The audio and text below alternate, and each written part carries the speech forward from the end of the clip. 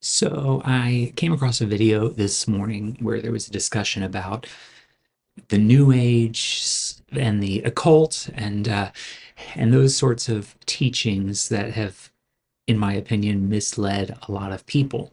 And the term came up, hermetics. And I heard that term, and I don't know if I had ever really known the origins of it. We have heard about things being hermetically sealed, right? Meaning that they're airtight, essentially.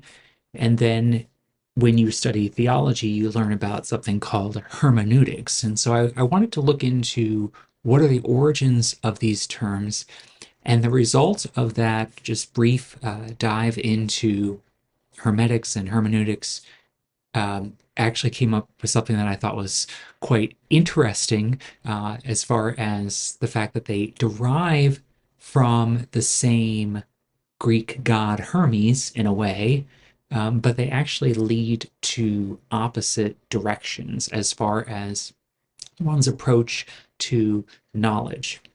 So my initial question was, I hear this word hermetic, and I wonder, does this, whether we're talking about hermetics in the occult, or New Age teachings, or whether we're talking about hermetics as far as hermetically sealed, does this relate to Hermes, the Greek god? And the answer to that question is yes, it does, as I said, but it actually relates to a different figure named Hermes Trismegistus. This is a syncretic figure. What that means is, they combine different teachings together in what they believe and what they teach. And um, this individual, this figure, combines aspects of the Greek god Hermes and an Egyptian god Thoth. All right, so this name, Hermes Trismegistus, uh, means three times great Hermes. He was believed to be a wise teacher or a sage who authored various mystical, philosophical, and alchemical texts. He is considered the founder of Hermeticism, right? This is a spiritual and philosophical tradition that arose in Hellenistic times in Egypt, had some influence on uh, Christianity, on Islam, on occultism in the Renaissance, and then modern esotericism as part of the occult or New Age teachings. And if you know that term esoteric, you know that it means um, that it's something that is meant to be understood, or effectively is only understood by a certain group of people. Now, if you have studied theology at all, that's going to bring to mind a different term, perhaps, which is gnosis or Gnostics, and I'll mention that. Now, the texts, the Hermetic texts, these are called the Hermetica, and they are a body of writings attributed to this Hermes Trismegistus, and they include some mystical, alchemical, astrological, theological works. They emphasize gnosis, as I just mentioned. Gnosis, that's Gnosis. Gnosis is knowledge, essentially, it's spiritual knowledge, right? But oftentimes when that term is used, the Gnostics, right, who seek that gnosis, um, are often criticized for treating it as though they have some special access to knowledge that not everybody has. These Hermetica works also emphasize a divine nature in the human soul and a correspondence between the macrocosm, or the universe essentially, and the microcosm, being the human being. Now, um, philosophically and religiously, this term hermetic refers to anything that's a hermetic teaching or esoteric knowledge.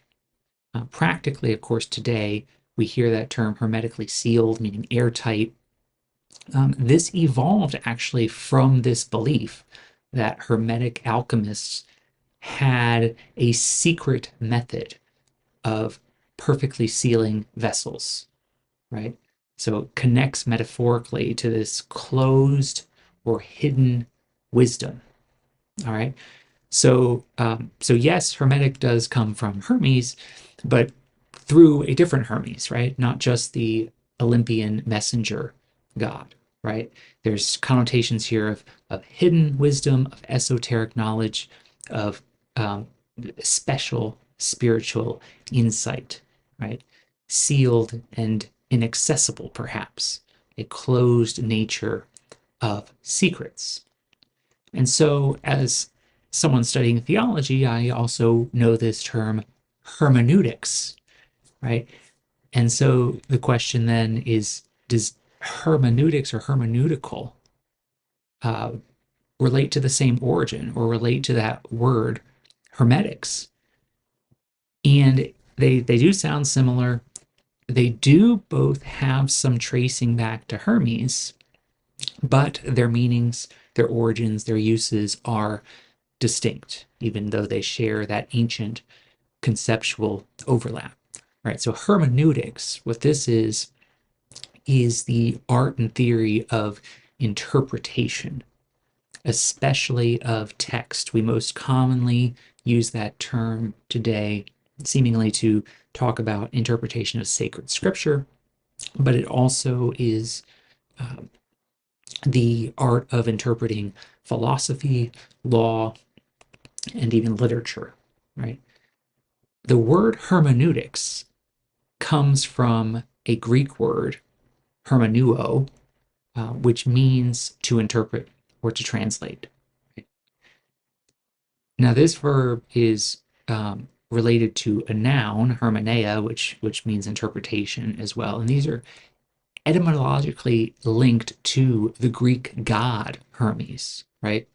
No connection whatsoever to Hermes Trismegistus, right? This is just directly related to Hermes, the Greek god of communication, of messages, of transmission of divine will. Hence this connection here, right? Hermes was not only a messenger of gods, but he was an interpreter of divine language to mortals. So the concept of interpreting, translating the divine or the obscure truths or the esoteric truths, if you will, into human or layperson understanding comes to be associated with his name, Hermes, and thus the word hermeneutical. So in theology, we use hermeneutics to interpret scripture. Augustine does this, Luther does this. In philosophy, we do it to understand meaning, human experience, language, right? Heidegger does this. In law and literary criticism, we use it to interpret constitutions, statutes, and texts. So, what you actually see here, perhaps you see where I'm going with this, these are, even though they sound so similar, they are directly opposed to each other, right? Hermetic comes from Hermes Trismegistus. It's a Greco-Egyptian syncretism that is a synthesizing essentially of lines of belief, whereas hermeneutic comes from a Greek word, but essentially ties directly to the Greek god Hermes, right? Not through this Hermes Trismegistus as an intermediary, if you will. And the Hermetic term means esoteric, mystical, secret knowledge, gnosis, airtight, right? These things that are hidden wisdom that only a small number of people know, and they may not be so inclined to share it with others. Maybe because they think others aren't ready to hear it, or others aren't going to understand it, right? Hermeneutics, on the other hand, takes the opposite approach and is the effort to interpret things that might otherwise be hard to interpret or might be misunderstood and bring those to the people, right? Hermeneutics is the interpretive function of Hermes, the divine communication to human understanding. So both of these connect to Hermes, but they represent two very different branches, one toward clarifying meaning, the other one guarding a mystery.